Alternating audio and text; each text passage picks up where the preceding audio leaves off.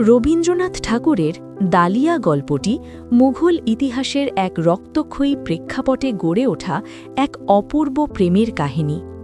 ইতিহাসের কঠিন বাস্তব আর মানবিক অনুভূতির এক চমৎকার মিশেল এই গল্প। গল্পের শুরু হয় মুঘল সম্রাট শাহজাহানের পুত্র শাহজাদা সুজার করুণ পরিণতি দিয়ে। ভাই ঔরঙ্গজেবের কাছে পরাজিত হয়ে সুজা সপরিবারে আরাকানে অর্থাৎ মায়ানমারে আশ্রয় নেন, কিন্তু সেখানেও নিস্তার মেলেনি। আরাকান রাজ সুজার 2 কন্যাকে বিয়ে করতে চাইলে সুজা তা প্রত্যাখ্যান করেন। পরিণামে আরাকান রাজের হাতে সুজা ও তার পরিবার নির্মমভাবে নিহত হন। পরিবারের সবাই মারা গেলেও সুজার 2 কন্যা জুলিখা ও আমিনা অলৌকিকভাবে বেঁচে যায়। তারা নদীর স্রোতে ভেসে এক জেলে পল্লীতে আশ্রয় পায়। বড় বোন জুলিখার মনে প্রতিশোধের আগুন জ্বলছিল, কিন্তু ছোট বোন আমিনা ছিল সহজ সরল। সে পরিস্থিতির সাথে মানিয়ে নিয়ে সাধারণ গ্রাম্য মেয়ের মতো বড় হতে থাকে।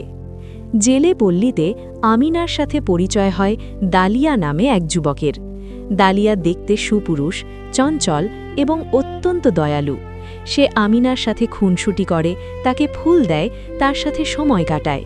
আমিনা ধীরে ধীরে দালিয়ার প্রেমে পড়ে যায়, যদিও সে জানত না দালিয়ার আসল পরিচয় কী।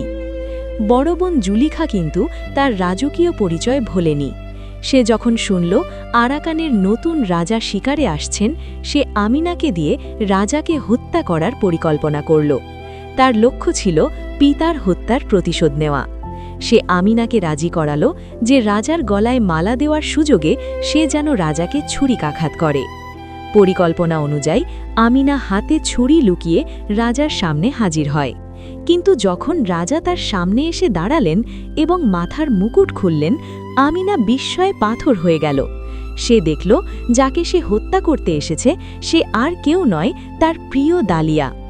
আসলে আরাকান রাজ ছদ্মবেশে জেলে পল্লীতে আমিনার সাথে মিশতেন এবং তাকে ভালোবাসতেন।